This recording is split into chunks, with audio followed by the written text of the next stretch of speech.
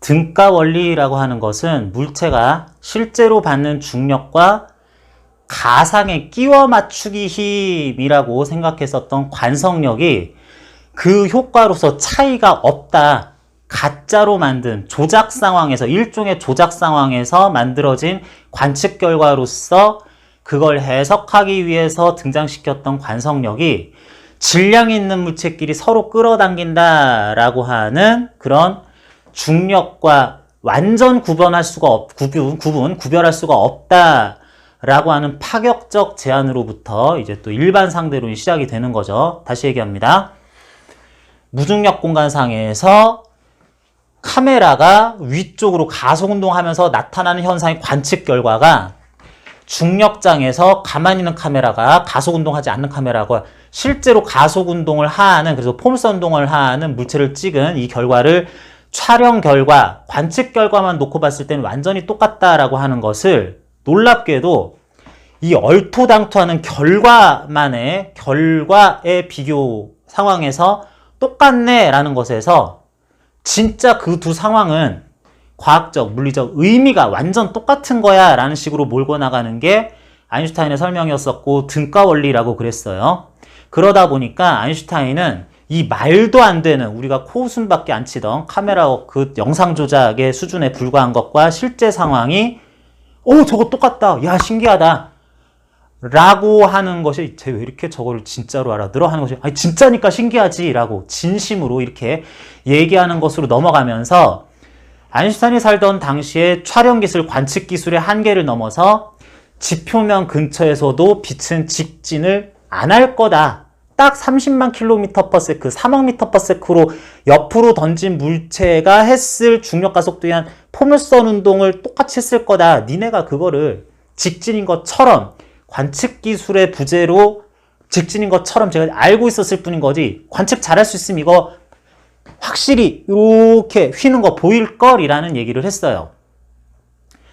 자, 그래서 빛도 예외가 아니라 빛조차도 중력장 내에서 마치 중력을 받는 것과 똑같은 운동을 한다. 다시 한번 얘기합니다. 질량이 없으니까 중력을 안 받는데 얘는 왜 그렇게 하냐? 질량이 없으니까 0뉴턴 받을 때 0분의 0 하면 가속도가 0이다 라고 나올 그럴 보장도 없다라는 수학적 주장? 이런 걸로 또 얘기를 할 수가 있는 그런 현상이 이제 나타나게 되는데, 최종적으로는 그걸 이제 공간의 시공간의 힘, 공간의 힘이라 그러면 안 돼요. 공간의 힘이라 그러면 안 되고 시공간의 힘이라고 그래야지 됩니다. 시공간의 힘, 이 휘었다는 의미도 또 수학적 용어라서 휘었네, 똑바르네 이런 것도 아니고 수학에서 얘기하는 휘었다라는 그런 용어에 걸맞는 상황이 벌어지는 시공간, 사전, X축, Y축, Z축, 시간에 관한 축 해가지고, 이게 T축은 아니에요. 복소수도 막 그러는데, 그 시간축이라는 4개의 변수로 이루어진 좌표계, 사차원 좌표계니까 우리가 이렇게 알아채기는 힘들죠. 그런 좌표계 속에서 그것에 휘었다라고 얘기할 수학적 용어를 사용해서 휘었다고 하는 거지, 공간이 휜 건 어떻게 생긴 거야 이런 거 고민하실 필요 없습니다. 굳이 고민할 필요 없어요. 그래가지고 관측 장비의 한계를 넘어서 그런 예측을 했는데, 그 결과는 빛도, 질량이 없는 빛도 나중에는 시공간의 힘으로 해석을 할 수는 있지만 중력의 영향을 충분히 고스란히 받는 것처럼 운동을 한다. 아래로 내려갔으면 빛이 아래로 가속 운동하면서 떨어질 걸, 이런 주장까지도 가능합니다. 그것도 약간 수정이 필요하긴 한데, 빛이 아래로 중력 받아서 가속 운동하면서 떨어진다고 점점 빨라지는겨? 이런 생각도 할 수가 있어요. 원래 3억 m/s, 30만 km/s짜리가 가속 운동을 또 하면은 지 스스로 빛보다 빠른 거 아니에요? 이런 생각할 수 있는데, 그건 조금 이제 또 해석이 또 들어가야 되기 때문에 일단은 그런 식으로까지도 얘기할 수 있습니다. 그렇게 되는 뭔가 상황들이 이제 해석상 발생하기는 해요. 이걸 등가 원리라고 합니다. 우리는 관측자가 가속 운동을 하기 때문에 관측 결과를 해석하면서 끼워 넣어야 되는 관성력의 효과와 실제로 일단은 중력이 작용하기 때문에, 질량 있는 물체와 질량 있는 물체가 있어서 둘끼리 서로 인력이 작용하기 때문에 진짜 작용한다고 얘기하는 중력 효과를 구분할 수 없다. 관성력의 효과에 의한 관성력의 크기, 값, 중력의 효과에 의한 중력이라는 힘의 크기 방향 그 값이 똑같다라고 하는 게 등가 원리라고 하겠습니다. 그러면 등가 원리를 인정하면은 무슨 일이 벌어지냐? 가속 운동하는 관찰자에 의해서 원래는 뭐 그냥 그렇다 칩니다. 그냥 직진한다고 볼 수 있었을 이 빛이 가속 운동하는 사람이 보기에는 휘는 것처럼 보이는 거, 이거는 그래도 인정을 할 수 있습니다. 이걸 어떻게 중력하고 대등하게 놓고 동일시하느냐, 이거는 좀 문제가 있지만 그렇게 보이긴 하겠지. 이건 아무 문제가 없어요. 이건 전혀 문제가 없습니다. 관성력 효과 또는 관측자의 가속 운동 효과로서 빛이 휘는 것.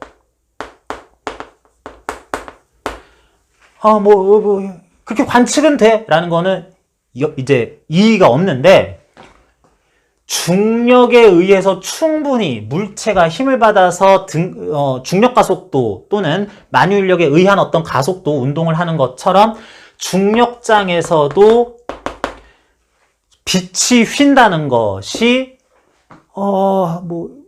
이 확인을 정확하게 해봐야 되는데 그렇긴 한 것 같아라고 등가 원리에 의하면 이제 이 현상이 중력을 받는 근처에서 중력잔 근처에서도 나타나야 된다라고 하는 게 등가 원리 이제 구조고, 이게 구분이 안 가야 되니까 중력 때문에도 빛이 휘어야 되는데 실제로 이건 관측이 되기도 했죠.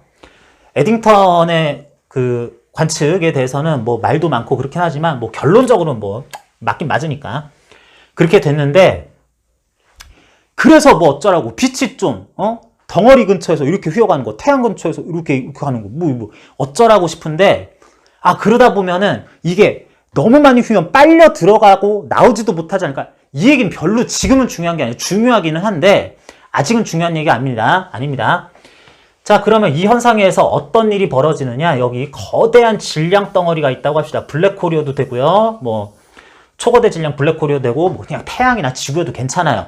근데 기왕이면 빛이 많이 휘는 게 보기 좋으니까, 요런 뭔가 천체, 거대한 질량 덩어리가 있다고 하자. 그랬을 때, 여기서 빛을 이쪽으로 쏴요.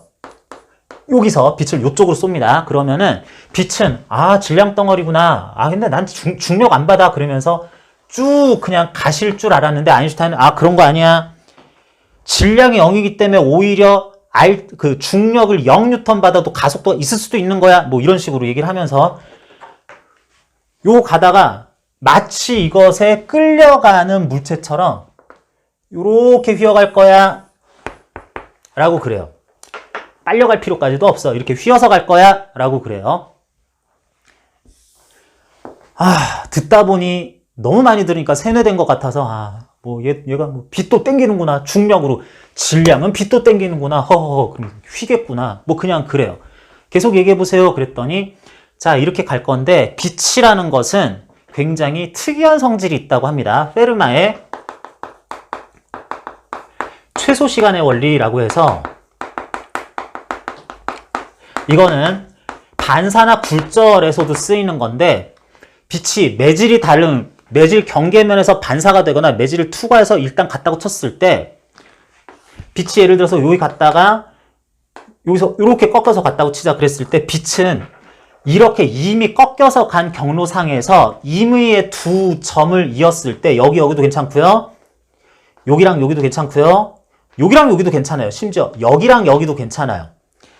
이미 꺾여서 간 경로가 있다 치고 그 경로에서 임의의 두 지점을 일단 선택을 하면은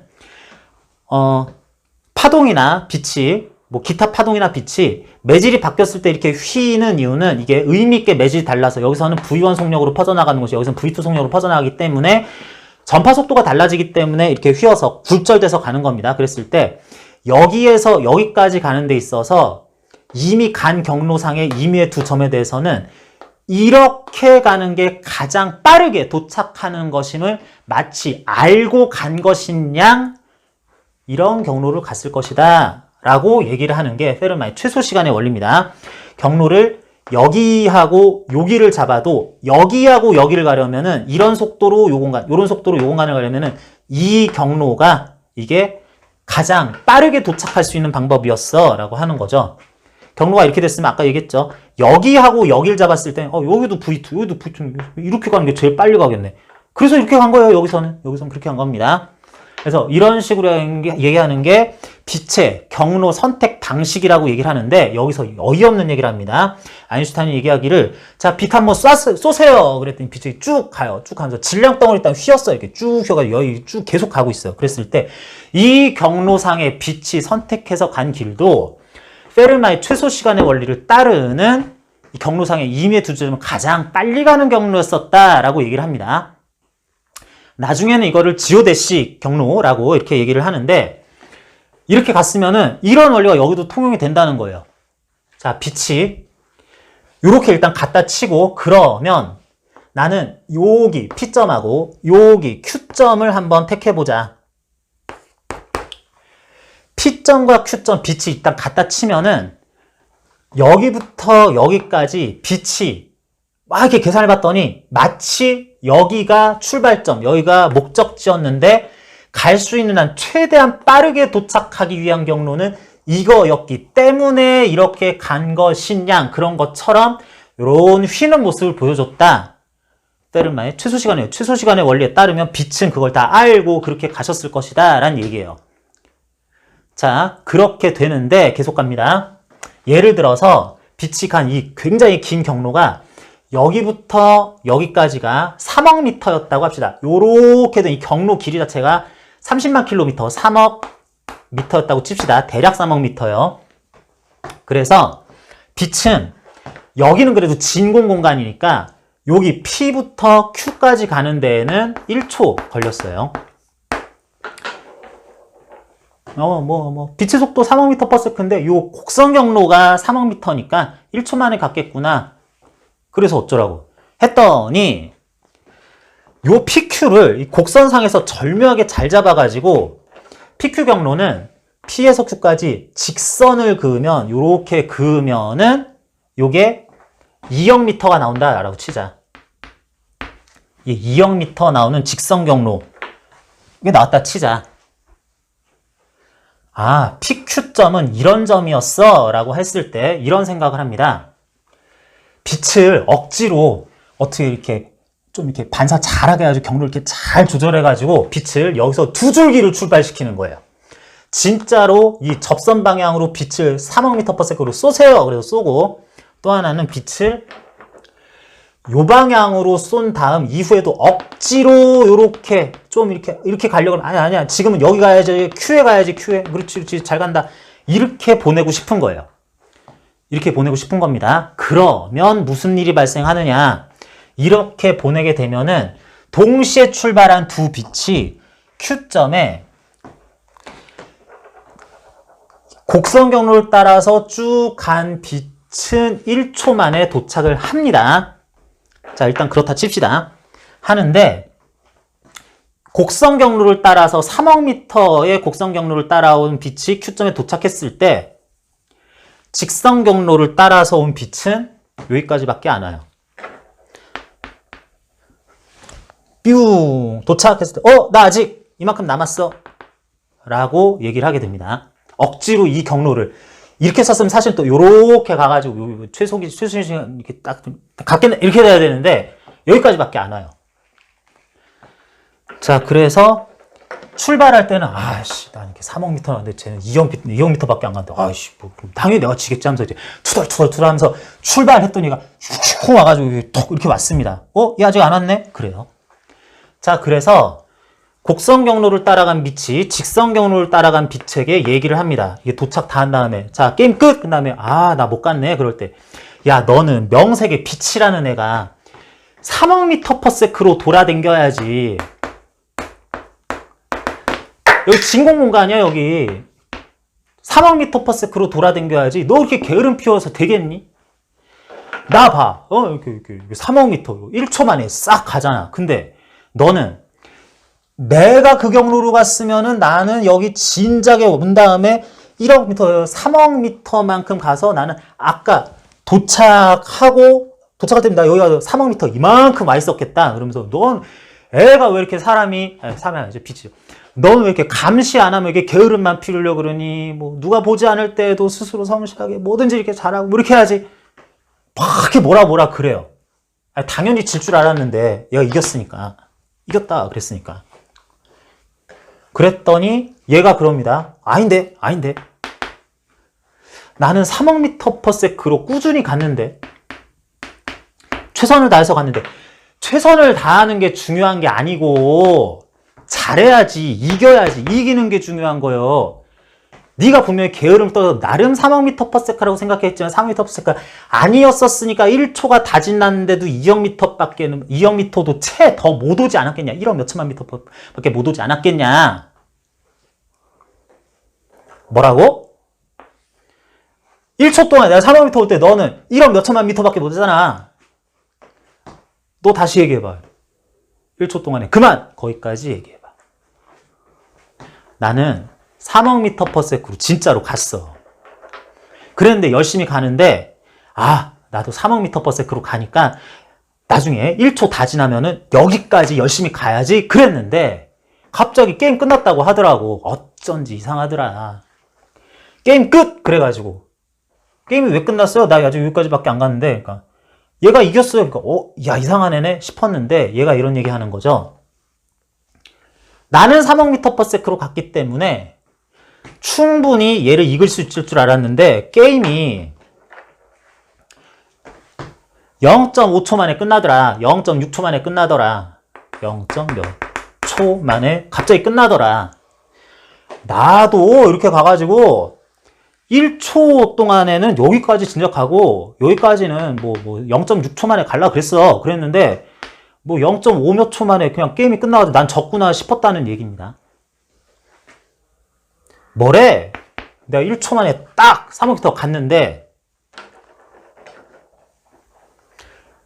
직선 경로를 따라서 간 빛은 요렇게 간 빛에 비해서 게임 끝 한 시간이 아직 1초가 안 지났다. 1초가 한참 아직 지나기 전이다. 라고 해서 여기까지밖에 못 왔다는 얘기예요. 얘도 나름 여기까지 왔었으면은 1초 지났으면 여기까지도 올 예정이었던라고 변명을 하는 겁니다. 무슨 얘기야? 자, 정리합니다.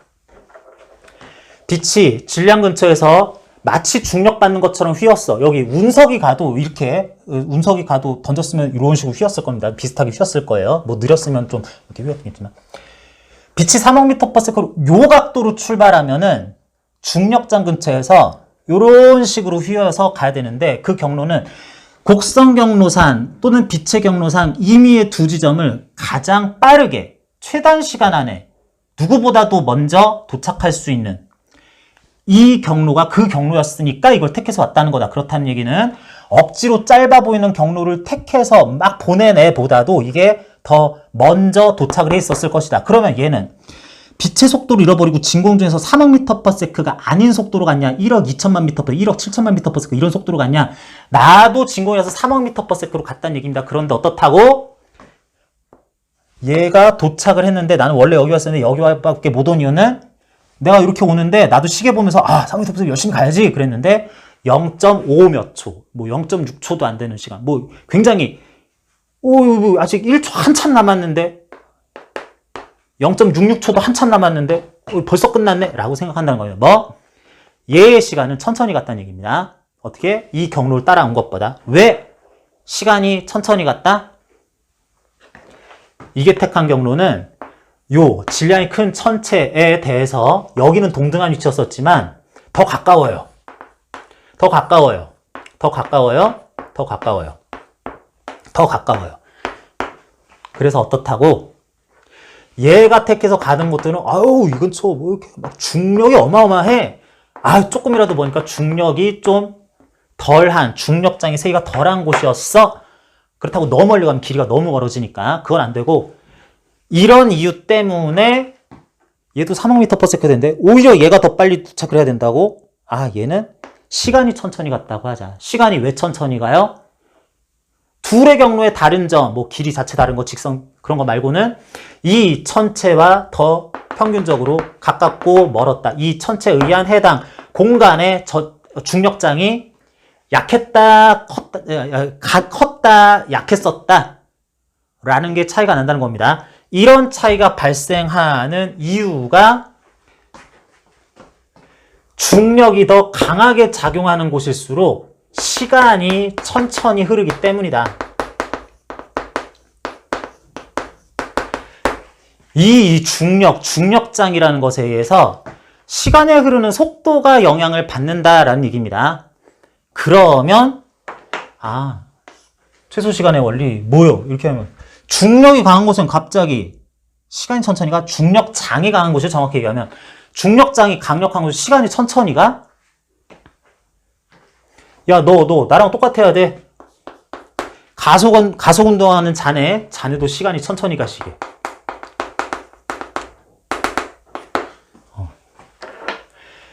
카메라 조작에서 시작해서 영상 카메라 조작에서 시작해서 카메라 조작을 하는 그 가속 운동하는 카메라의 시간은 천천히 간다라는 결론이 갑자기 나옵니다.